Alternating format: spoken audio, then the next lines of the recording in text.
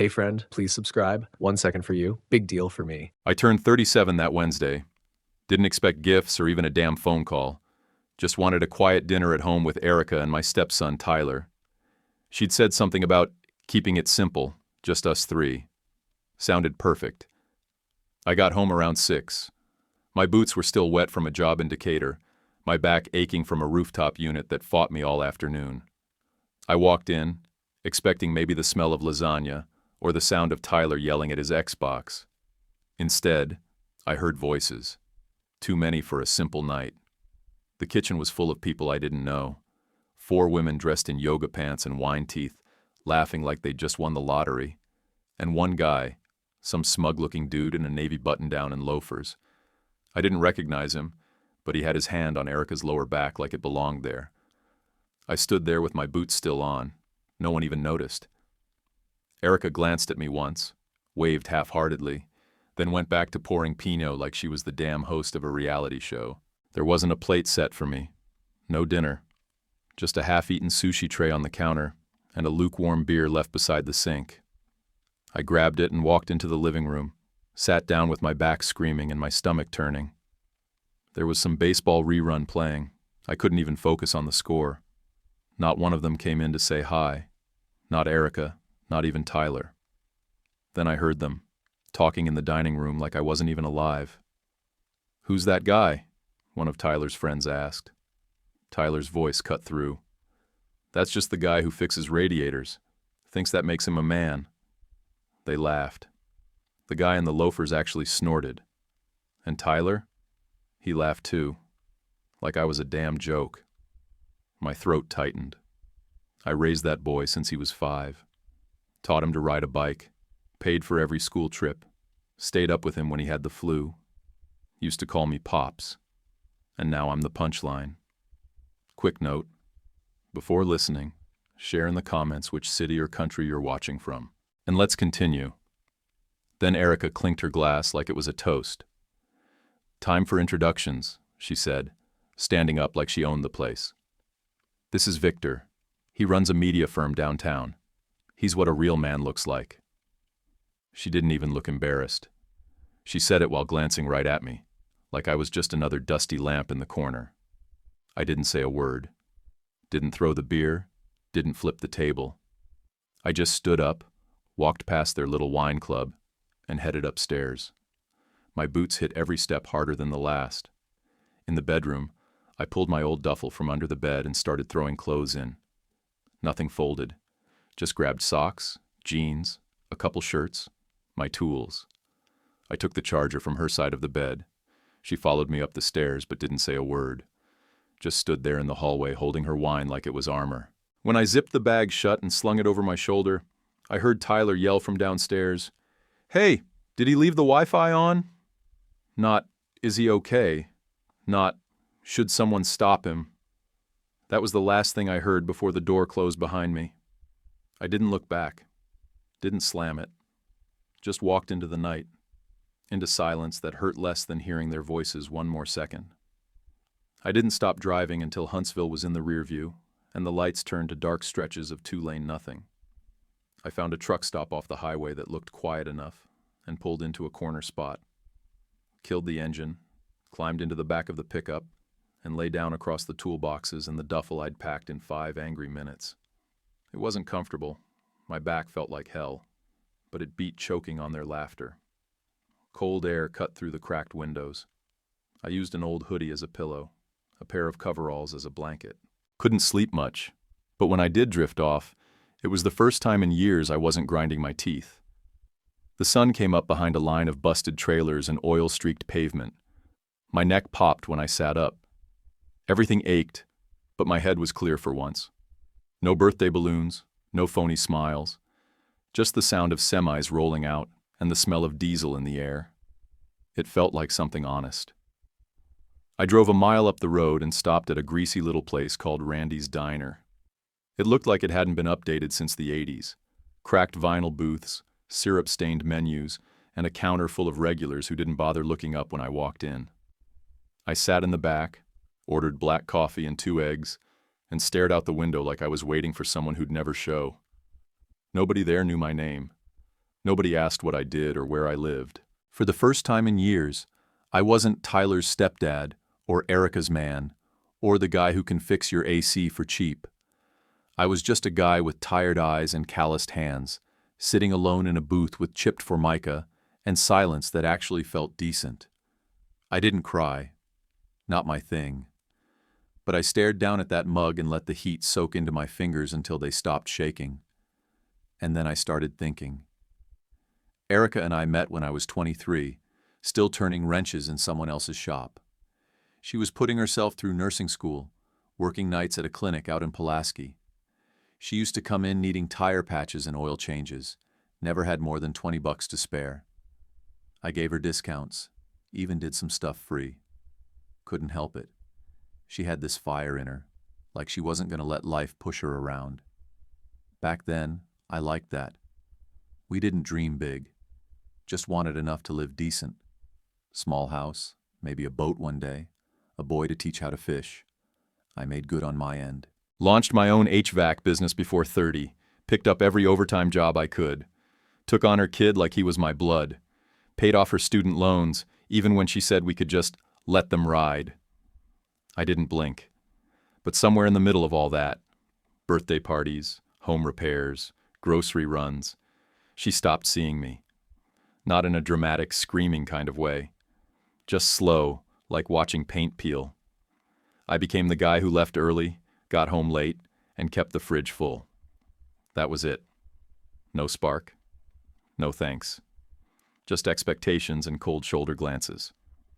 I paid the check in cash and walked out. Sat in the truck for a long time before opening my laptop. I'd kept it under the seat for job invoices and emergency quotes, but now it had a different purpose. Didn't search divorce lawyer. I wanted more than that. Searched for terms I never thought I'd type. Financial audit lawyer, defamation, private investigator, digital reputation control. Every click made my heartbeat slow down, like my brain was finally working instead of boiling. I wasn't looking to slash tires or scream into a pillow. That's the kind of stuff losers do. I wanted something precise, clean, something that would stick. Let Victor move in. Let Erica toss my flannel and repaint the walls. Let Tyler record his little TikToks in the front seat of that Audi. They could play family all they wanted. But behind the scenes, I was going to make sure every damn moment cost them. Every dollar, every lie, every smug little smirk. I saved a list of names, law firms, investigators, media consultants, made 3 calls before lunch, left voicemails that didn't sound angry, just professional. If they wanted a new life, they were welcome to it. I'd just be the one holding the receipt. Wayne Keller showed up wearing jeans, a tucked-in polo, and a face like he hadn't smiled since the Bush administration. Ex-cop, worked narcotics before he left the force. Didn't say much, just pulled out a yellow legal pad and clicked his pen like he'd been waiting for this. He asked for names, dates, places. I gave him everything I had, Erica's number, Victor's Instagram handle, their favorite brunch spot, even the spa Erica used to daydream about. Wayne just nodded and jotted it all down without blinking. "You want a spotlight or a scalpel?" he asked. I said, "Both." He got to work fast. 2 days later, he called and said, "Meet me behind the Walgreens off Jefferson. Bring coffee." I brought 2 large black coffees and a notebook. He handed me a file so thick it needed a rubber band. "Your boy Victor's been busy," he said, flipping through the photos. One showed Victor kissing a woman outside some boutique office building. Her name's Shelby, works under him. They've been working late twice a week. Another photo. Same guy, different girl, different night. And that one's Chelsea. She's already filed a complaint. HR swept it, but I got the email from a leak. Victor's life was a damn circus. His media firm was nothing but smoke. He'd borrowed money under at least 4 LLCs, all paper thin. The Benz he drove? Leased. Payments 3 months behind. The downtown condo? Technically owned by a holding company that defaulted on property taxes last quarter. The man didn't own a damn thing except for his teeth and the smug grin he flashed every time someone called him a visionary. I took the folder and drove straight to a CPA I knew in Nashville. No-nonsense guy named Royston who hated Flash and loved paper trails. I told him, I don't need a lawsuit. I need verification. He opened the file, flipped through the printouts, and said, "This is good. This is real good." He traced every dime Victor spent back to loans, shady invoices, and one Paycheck Protection Program fund that was flat-out fraud. I didn't care about the legal weeds. I just needed receipts that couldn't be denied. Once Royston confirmed the numbers, I emailed them to 2 small business reporters. No anonymous tips, just clean facts and real numbers, the kind that turn into headlines. While that storm brewed, I reactivated 2 credit cards Erica had once begged me to keep open, both still legally in my name, never removed. I'd left them alone for years, just sitting dormant. Now I gave them a pulse again. Let them shop. Let them play. In 48 hours, Erica and Victor booked a weekend at a luxury spa near Chattanooga. They got facials, body wraps, 3 nights in a suite with a hot tub and a view. The bill hit $2,300, right before checkout. The next Monday morning, I logged in and killed the cards. No warning, just flatline. Wayne texted me a photo of Victor at the front desk, red in the face, Erica behind him wearing a white robe and a look that could curdle milk. That picture stayed on my phone. Then the internet caught fire. Tyler, who'd apparently decided he was some kind of influencer now, posted a video on TikTok. It was him sitting in Victor's Audi with Erica in the background, captioned, "New dad treats us right." That was followed by another. "Old man was just a repair guy." He grinned at the camera like he'd said something deep. I didn't respond. Just saved them. Proof. Wayne called later that week. "Got another nugget," he said. "Your ex signed off on a business loan last month. Joint liability." "Co-signed?" I asked, already smiling. "Yep. Victor's name and hers. She's on the hook if it tanks. Loan's tied to one of the shell companies. It's bleeding already." I leaned back in the driver's seat of my truck and looked up at the sun coming through the windshield. For the first time in a long time, I felt calm. Not happy. Not satisfied. Just steady. Like something in the universe finally clicked into place. Let them call me petty. Let Tyler call me a repair guy. I wasn't going to scream into the void and hope someone felt bad for me. I was going to turn every smug word, every insult, every sideways glance into weight on their backs. Wayne ended the call with a simple, "You want me to keep digging?" I said, "Yeah." This was just the beginning. Wayne called me the next morning and said, "They're about to hit a wall." He didn't elaborate. He didn't have to. I grabbed coffee, parked 2 blocks from the Regions Bank downtown, and waited. 12 minutes later, Erica pulled into the lot in Victor's Benz. She was in full nurse scrubs, hair done up, sunglasses on, like the disguise could hide what was really coming. Victor trailed behind her, texting nonstop, wearing that same overpriced watch he'd been flexing online.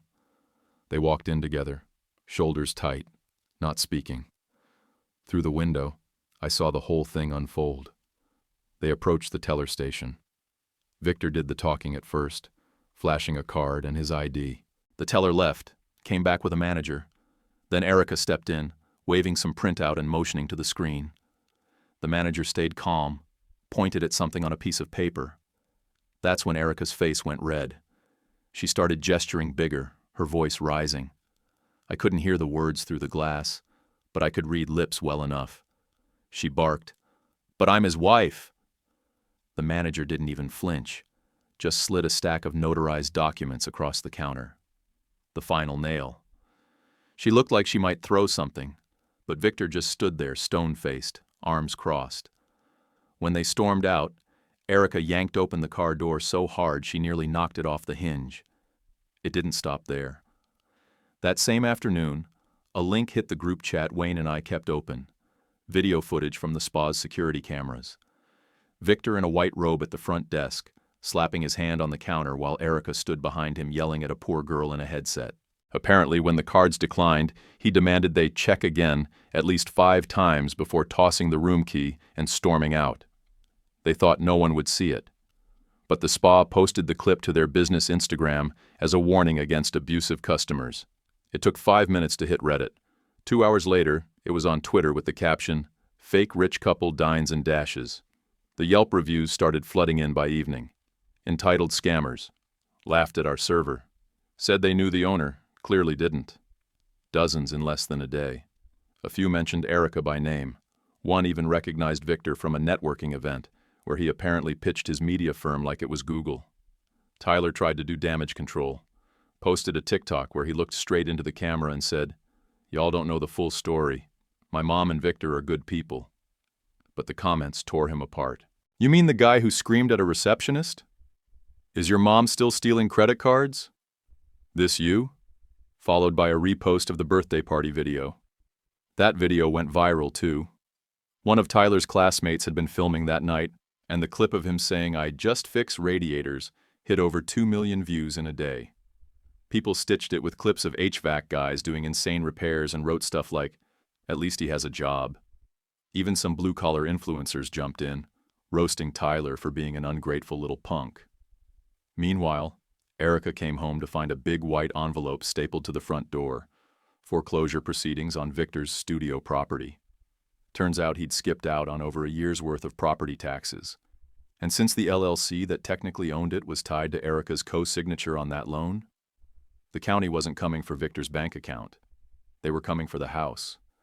She tried to call me, first once, then 3 times in a row. I'm in. I watched the screen light up, phone buzzing on the center console of my truck while I ate a gas station burrito. Then came the voicemails. 19 in total.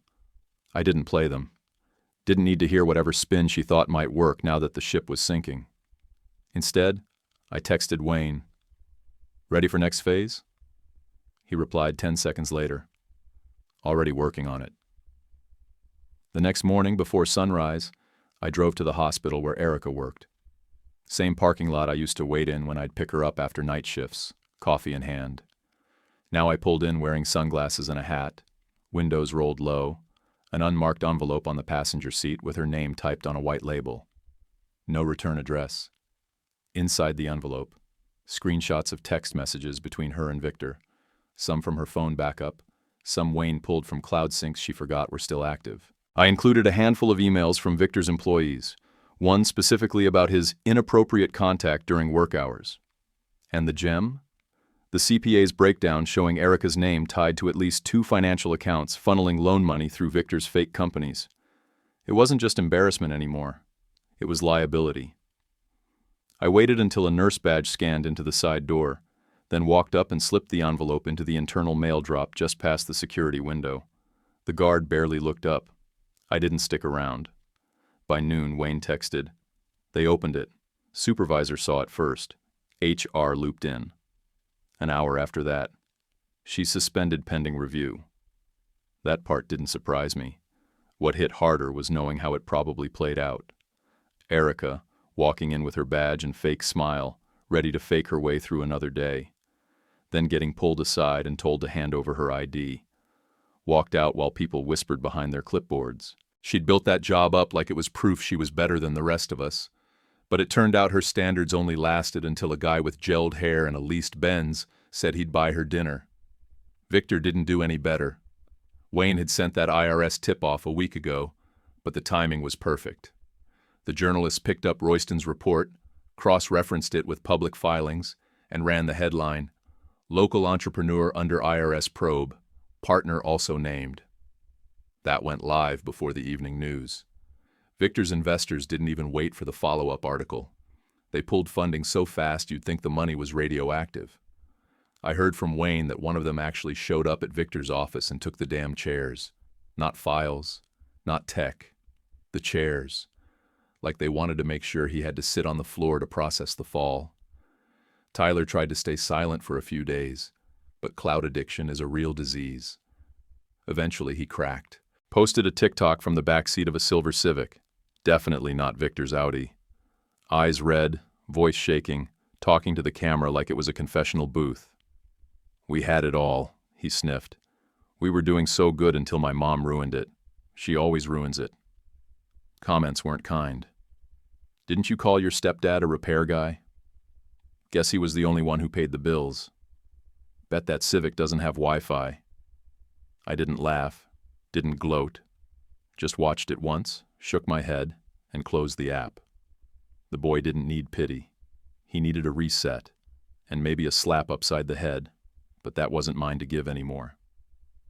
That afternoon, I sat down with a contractor in Florence. Guy named Richie. Worked fast, didn't waste words. I pulled out the folder I'd kept for years. Plans for a building I once thought would be a remodeled kitchen for Erica. Custom cabinets, backsplash, full smart setup. She used to show me Pinterest boards for hours. Now that money was going into something real. Training shop, I said. HVAC, hands-on, geared toward guys coming out of county or short-stint prison terms. I don't need dreamers. I need workers. Richie leaned back and gave me a long look. You serious about this? Dead serious, I said. And I don't want a damn square wasted on drywall art or paint samples. Just give me solid insulation, industrial floors, and an AC system so clean I can use it as a demo. He scribbled down some notes, told me he'd run numbers by Monday. That night I got the call from Wayne. His voice had that dry, satisfied tone he saved for updates that hit just right. They're broke, angry, and blaming each other, he said. Erica's out of work. Victor's getting subpoenas. They're eating each other alive. I let the silence sit for a second. Then Wayne asked, "Want to finish it?" I nodded, even though he couldn't see it. "Yeah," I said. "Let's finish it." 2 nights later, I pulled into the driveway just before 7. The porch light was off, the grass hadn't been cut in weeks, and a sagging trash bag sat half-split by the mailbox. The house looked smaller than I remembered. Hollow, like someone had drained all the color out of it. I stepped out of the truck and left the engine running. Not because I was in a rush, but because I already knew this wouldn't take long. The front door opened before I could knock. Erica stood there in an old hoodie and sweatpants, hair pulled back in a knot that looked like it hadn't been touched in days. Her eyes were swollen. No makeup, no performance. Just her, raw and cornered.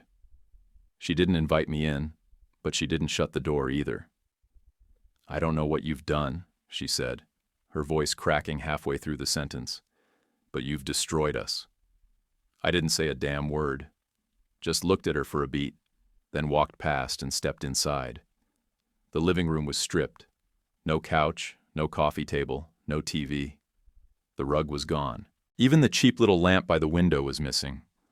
A single folding chair sat in the corner, next to an empty bottle of wine and an ashtray full of tissues. Tyler's sneakers were gone from the hallway. His laptop charger used to sit under the counter. Gone too. I didn't ask. Didn't need to. I walked over to the dining table, the one I refinished 3 summers ago after Tyler spilled soda all over it during a fortnight tantrum, and set a small black box right in the center. She stared at it like it might explode. "You remember that ring?" I said, voice low. "The one you dropped in the garbage disposal during that fight 2 years ago?" She blinked. Just once. I fished it out, cleaned it, held on to it. Her hand went to her mouth, but I was already reaching into my jacket. I pulled out a cashier's check and laid it gently on top of the box. The amount? $1, printed in clean, bold font. Below it, the line read, "Final settlement." "That's what you're owed," I said, "after taxes, debts, and court filings." She stepped forward like she might argue, like the weight of all the ruined plans and cold dinners was finally coming to the surface. But I didn't give her the chance. I turned and headed for the door. "You said I was just a phase," I added, hand already on the knob. "Guess the phase ended?" I stepped outside and didn't hear the door close behind me. Out on the lawn, I stood still for a second. The cicadas buzzed low in the trees. Somewhere down the street, a dog barked behind a fence. The neighborhood hadn't changed, but I wasn't part of it anymore. Back in the truck, I didn't look in the rearview mirror. Just pulled out slow, let the tires roll soft against the gravel edge, and merged onto the road like I'd never lived there at all. By the time I hit the main highway, I could finally breathe right. No calls, no noise, just the sound of the engine, steady as hell, and a sky starting to go dark.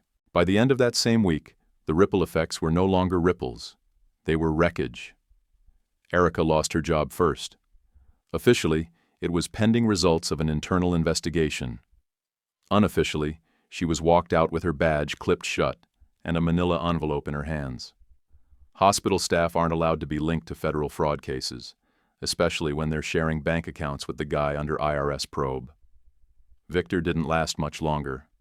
Wayne forwarded me the court docs, Chapter 11, filed in a panic, with his name scribbled in like he was trying to hide behind the paperwork. His lawyer tried to spin it as temporary restructuring, but the banks weren't buying it, and neither was the government. IRS froze their shared accounts 2 days later. I pictured the moment they tried to pull gas money and got denied at the pump. Couldn't have happened to a more deserving couple. Tyler, gone. Every social platform wiped clean. The TikToks, the cocky videos, the ones where he called me a nobody, deleted. His Instagram turned private, and even that went dark by the end of the month.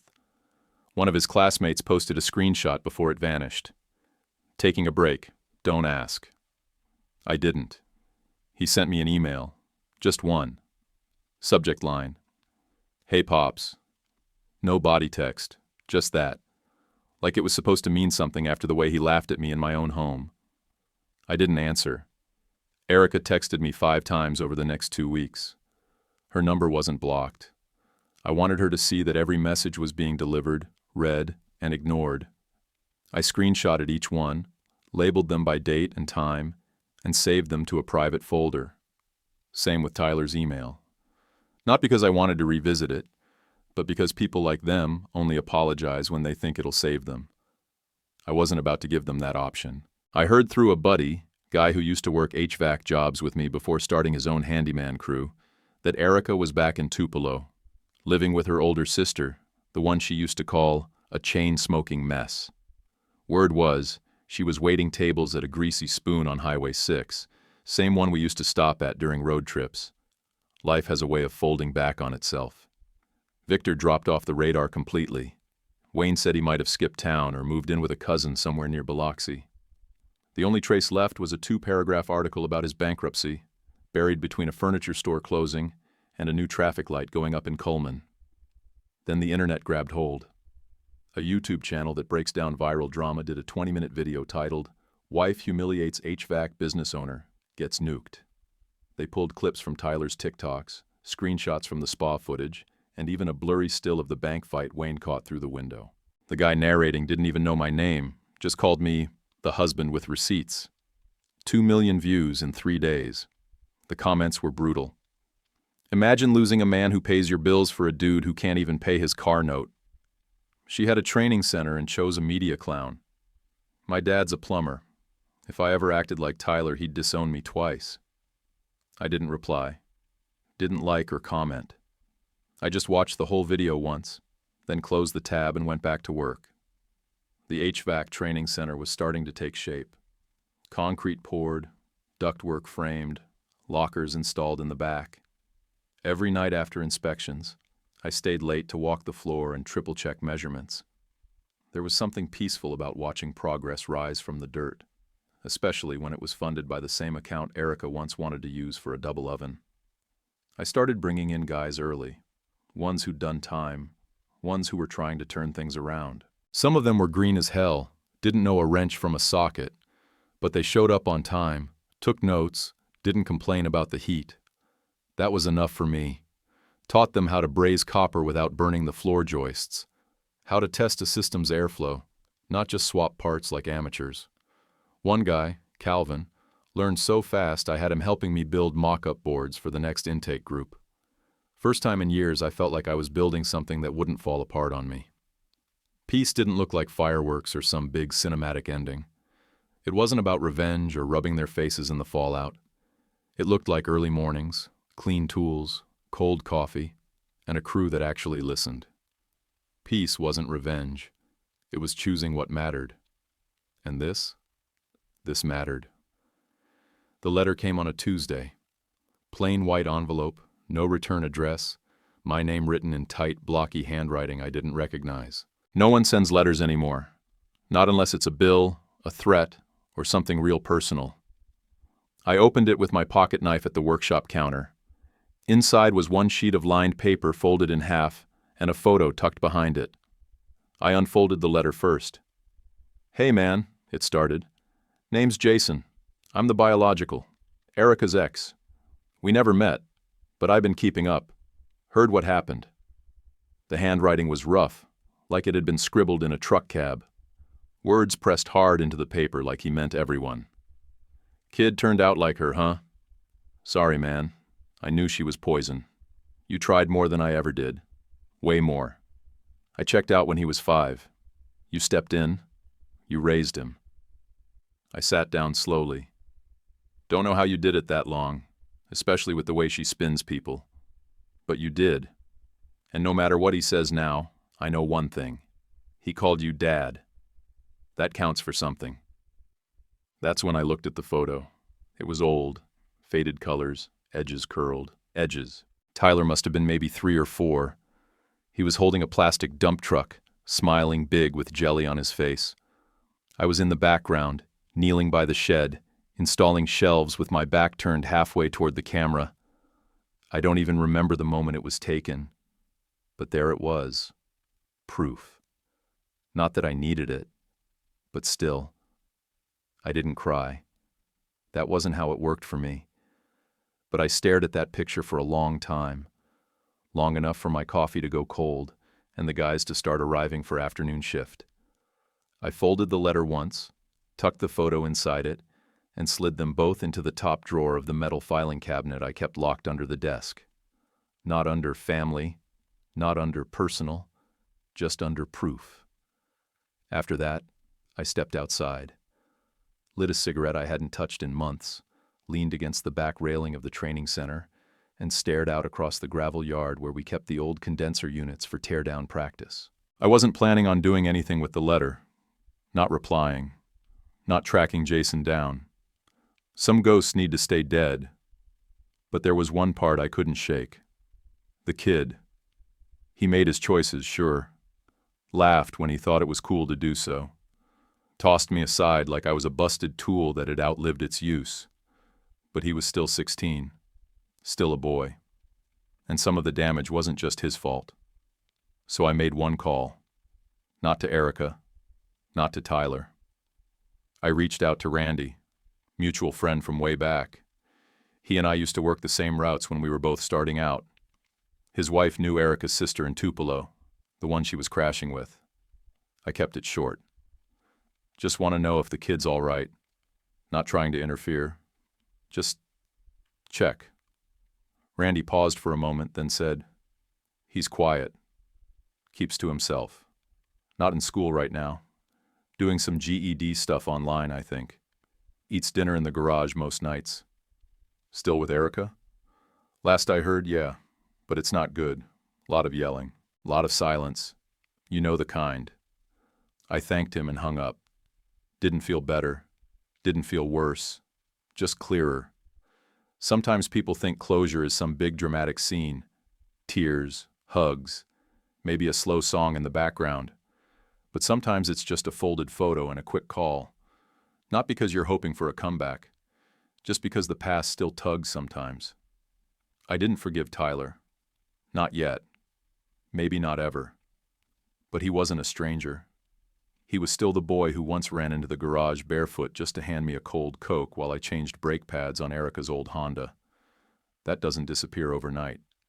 And as much as I wanted to shut that door for good, I knew better. Some doors don't close all the way. They just stay cracked. Quiet. Still. Waiting. 12 months passed, and my life looked nothing like it used to. I was living in a ranch house 15 minutes outside Florence, Alabama. One-story brick, built solid back in the 80s. Came with 4 acres of land and a front porch big enough to stretch out on after a long day. Nearest neighbor was half a mile down the dirt road, and they minded their business. Exactly how I liked it. I had a dog now, black lab mix named Duke. Found him at a shelter in Muscle Shoals after a service call at the place next door.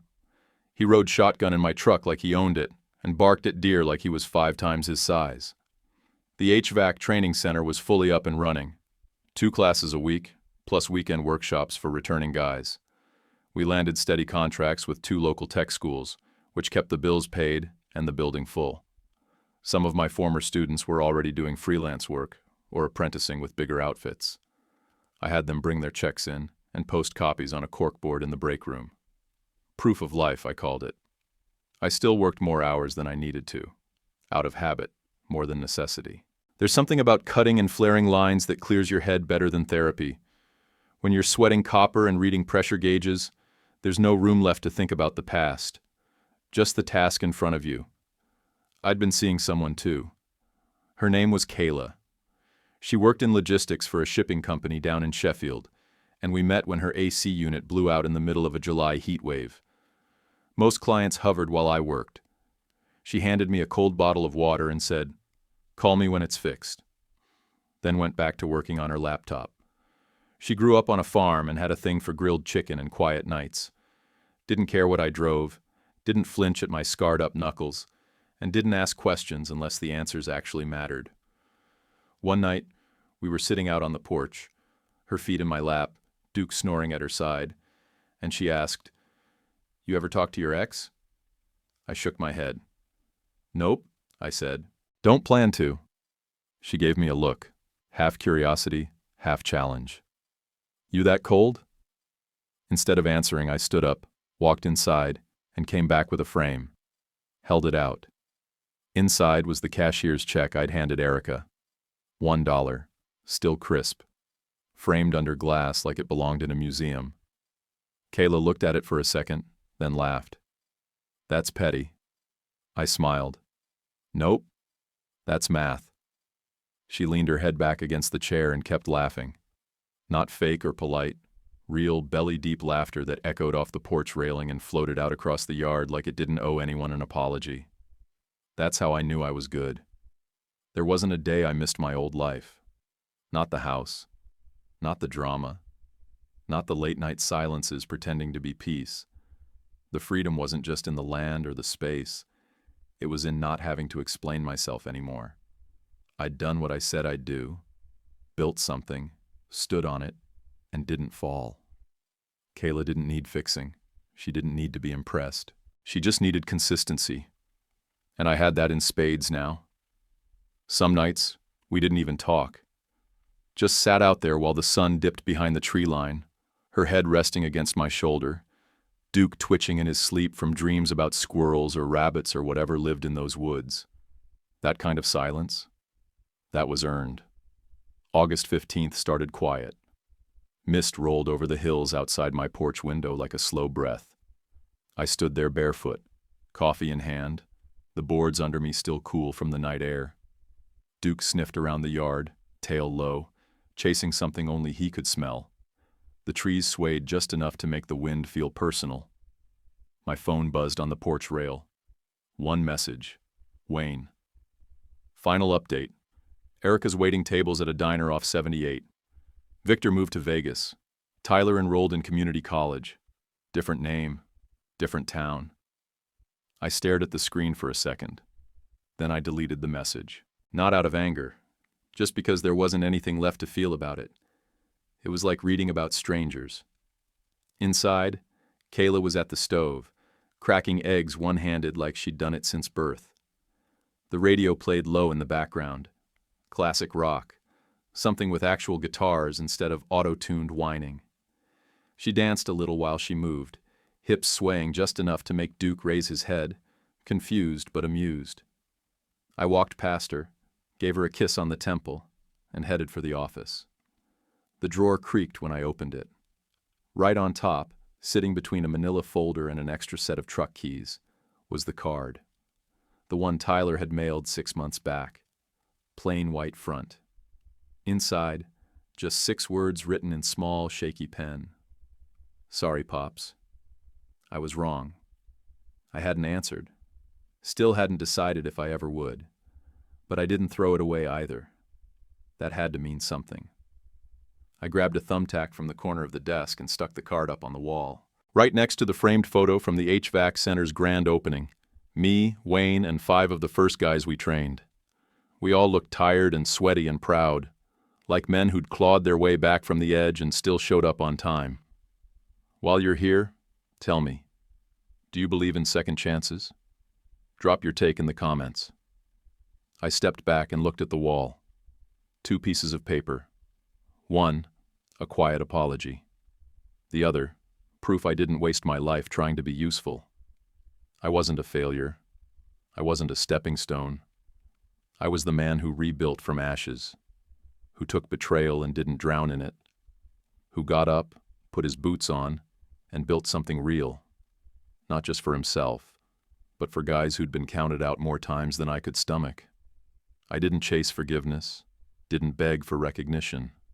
I just worked.